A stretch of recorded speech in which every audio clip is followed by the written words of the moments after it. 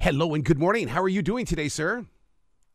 I'm doing great. How you doing? Fantastic. I got to tell you how perfectly in tune you are with this art of Europe because my Facebook is flooded with people that are going to Europe. You are speaking the street right now, Guy. That's great. Yes, people are ready to travel again, that's for sure. For you to do what it is that you're doing, I mean, you are a great storyteller. You've got to do it in picture. You've got to be able to do it through spoken word and just to share the community.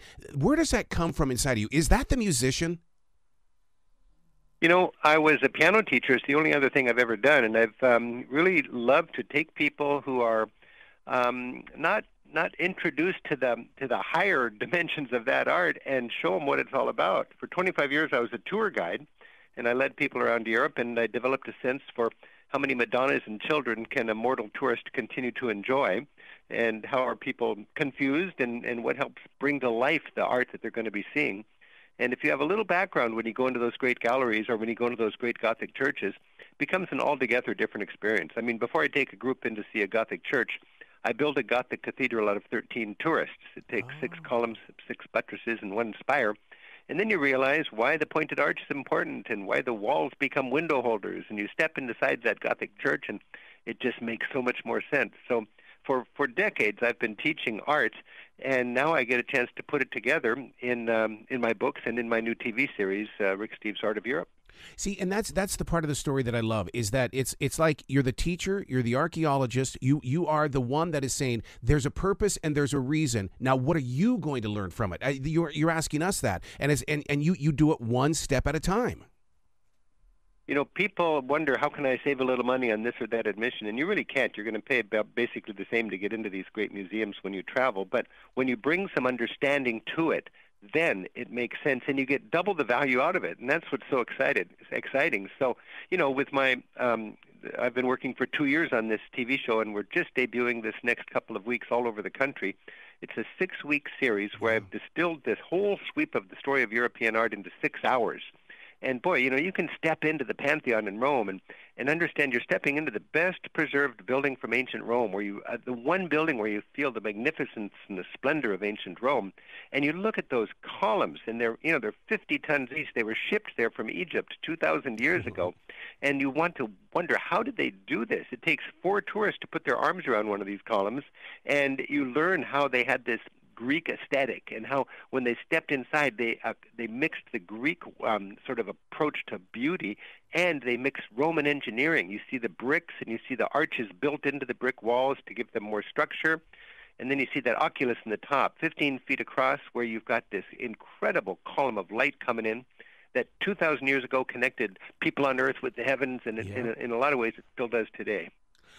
To step into that shock and wow moment. I mean, because first of all, when you see it, it moves through you, and then when the passerby gets to see it, I mean that becomes an experience they're going to carry with them for the rest of their lives. And it's always fun to sit down with people afterwards. It is a goal, isn't it?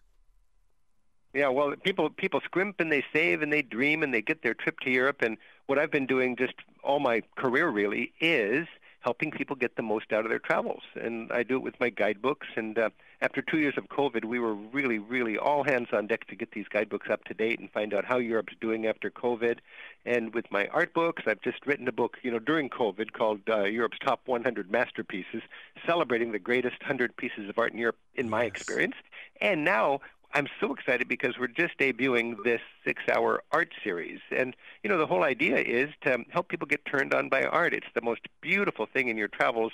And a lot of people go there because it's an obligation. When I was a kid, my mom said, you've got to go to the museums. It'd be a crime not to. And I went to these great art galleries, and I was surrounded by people looking like they were having fun, and I was convinced they were faking it. How could people enjoy this stuff? But if you just understand a little bit of the context, who paid for it and why, oh man, it comes to life, and that's what I'm really excited about. So I'm thankful to have public broadcasting to be my network, because we can sort of assume an attention span and respects people's intellect.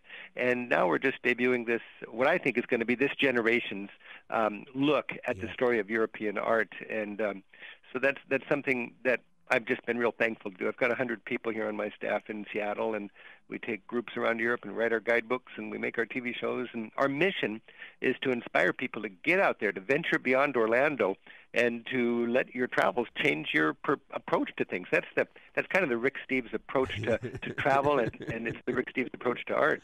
You're out there in Seattle. I grew up in Billings, Montana. One of the things, one of its features in Billings are the pictorial caves where the Native Americans drew pictures on the walls. You have seen things like that around the world as well. Oh, the when you look at the prehistoric caves, in fact, the whole megalithic culture, all over Europe, you've got these huge stones. We know about Stonehenge, but yes, that's just the beginning. That's just the tip of the iceberg. And to wander through these celestial calendars made, 4,000 years ago, and imagine that this is how the old Celtic people knew when to party, when to plant, when to have their festivals according to where the sun would rise and where the sun would set. And it still rises and sets where it's supposed to. And, I'll never forget being in one of these megalithic tombs in Orkney, that's the islands north of Scotland, and, bending your head down and crawling through this passageway, yep, and realize for 4,000 years people have been doing that, and once a year the sun shines down that passageway, and what does it do? Does it take the person who's buried there's soul to heaven? Who knows what they were thinking back then? But these domes they were inspirational back then, and they're inspirational today. And to be able to take our camera in there and to be able to show that off, and then to go into greater domes through the ages. I mean, you've got your prehistoric domes, you've got your Pantheon in Rome, you've got your Brunelleschi's dome in Florence, you've got Michelangelo's dome, yes, at St. Peter's at the Vatican. And to stand under these domes and to just, part of my challenge in my books and in my tours and in our new TV show is to help people see the art in the context of the age. Don't look at it like it's in the 2020s. Mm-hmm. Look at it like it's 500 years ago when this really was the best they could do, and to understand, when you've got a divine monarch and when you don't know what thunderclapping in the sky means, and when you've never seen a moving image, and when you've got pilgrims walking for months to get to a spot, the jubilation when they finally see those spires on the horizon of where they're walking to, it's so exciting to be able to put yourself in that kind of mindset. And then the art, it just carbonates the experience. You talk about the techniques of the artist and things like that. I like putting paint on a canvas, but when I go into a gallery or a museum, I like getting as close as they will allow because I want to study the structure of their brushstrokes, because their brushes weren't as technical as they are today. I mean, we have a choice between brushes nowadays. Back then, it might not have been such a choice. True. Well, at first they didn't even have oil paints. They had egg-based paints, yeah, tempera. And we went to a gallery in Florence in order to show how they did the tempera, the egg-based paints before they had oil. And then 500 years ago, with Leonardo and Raphael and those guys, you have all of a sudden the ability to paint with much more nuance. And then I totally agree with you that you step up close to the paintings and you look at the brush strokes. Yep. That was particularly true, I think, in the Impressionist times, back in the 1880s. And so where they didn't mix the color on the palette, they dotted the paint side by side on the canvas, and then when you step back, it mixes sort of as it comes to you, and it gives it a special vibrancy. And, of course, you're not supposed to look at it up close, but if you look at it up close, you're looking behind the curtain. And then you stand back and voila, Monet, water lilies, yeah. Oh, Rick, you got to come back to this show anytime in the future. The door is always going to be open for you, sir. Well, thank you. And we've been working real hard on this, and right now, all over the country, Rick Steves' Art of Europe, it's debuting on public television, 6 hours to turn you on to the story of European art. Oh, once again, you are a brilliant man for sharing the stories that you do, and you have heard your calling, and you're answering it. Oh, I'm thankful to have found my niche, and I'm thankful to talk to you and to be able to share this with your listeners.